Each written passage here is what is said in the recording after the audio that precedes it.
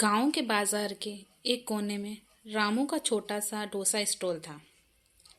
उसके हाथ में स्वाद था। ये बात पूरे गांव को पता थी। सुबह से शाम तक लोग लाइन लगाकर डोसा खाते थे।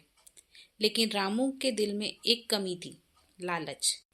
उसे लगता था अगर थोड़ा कम क्वालिटी वाला सामान डाल दूं, थोड़ा महंगा बेच दूं, तो थोड़ा पैसा ज्यादा बनेगा। धीरे धीरे रामू ने अच्छा तेल कम कर दिया, सस्ता मसाला और बाजार का खुला पाउडर यूज करने लगा। डोसा अब भी टेस्टी लगता था, पर सेहत के लिए ठीक नहीं था। उसी गांव में शर्मा परिवार रहता था। शर्मा जी किसान थे। सुबह खेत, शाम घर। माँ घर संभालती और बच्चों को सिखाती कि ईमानदारी से कमाया हुआ पैसा ही असली दौलत होता है। प्रिया और अर्जुन पढ़ाई के साथ साथ माँ बाप का हाथ भी बटाते। जिंदगी सिंपल थी, पर सुकून से भरी थी। एक साल गांव में बड़ा मेला लगा। रामू ने सोचा, अभी पैसा कमाने का मौका है। क्वालिटी गई भाड़ में, बस बिकना चाहिए। मेले के दिन रामू के स्टॉल पर भीड़ थी।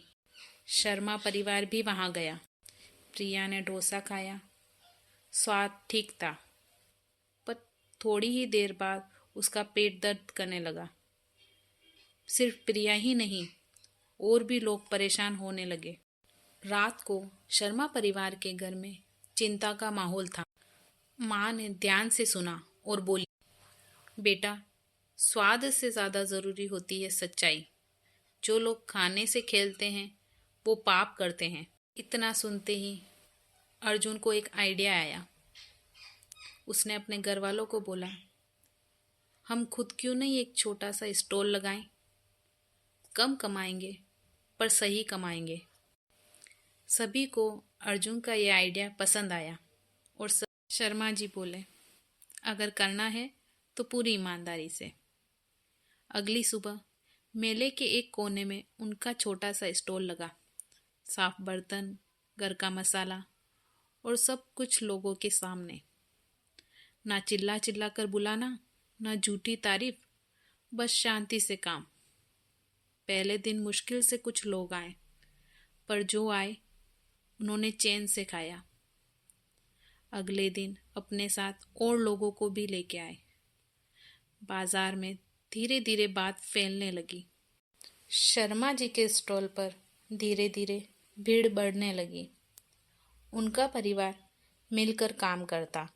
कोई आटा लगाता, कोई तवा संभालता, और शर्मा जी हर कस्टमर से आंख मिलाकर बात करते। रामू दूर से ये सब देखता था। पहले जलन हुई, फिर डर।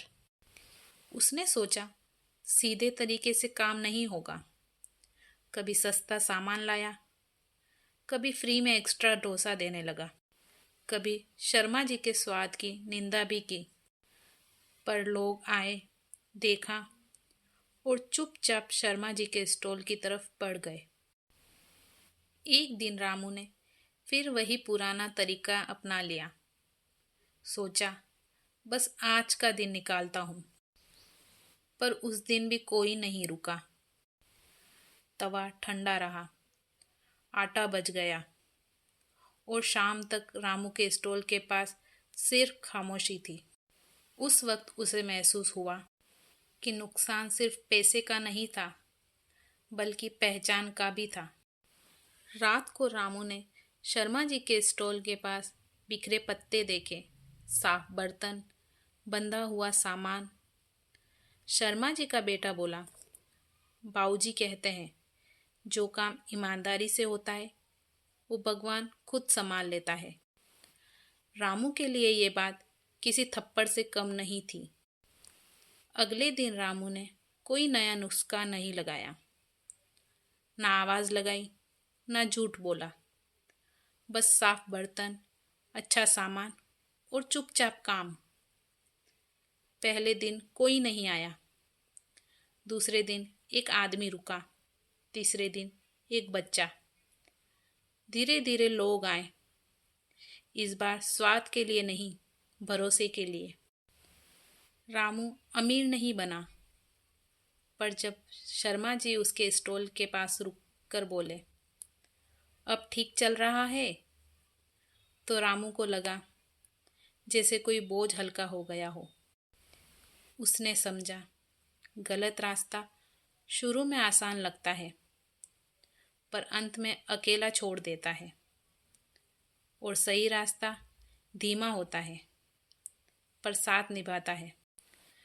ये कहानी हमें ये सिखाती है, ईमानदारी कोई जादू नहीं जो तुरंत बदल दे, पर जब इंसान थक कर रुकता है, तब वही उसका सहारा बनती है। इसलिए हमें लालच के चक्कर में ईमानदारी का साथ कभी नहीं छोड़ना चाहिए। ऐसे ही कार्टून और दिलचस्प वीडियोस के लिए चैनल को सब्सक्राइब करें और बेल आइकन दबाना ना भूलें।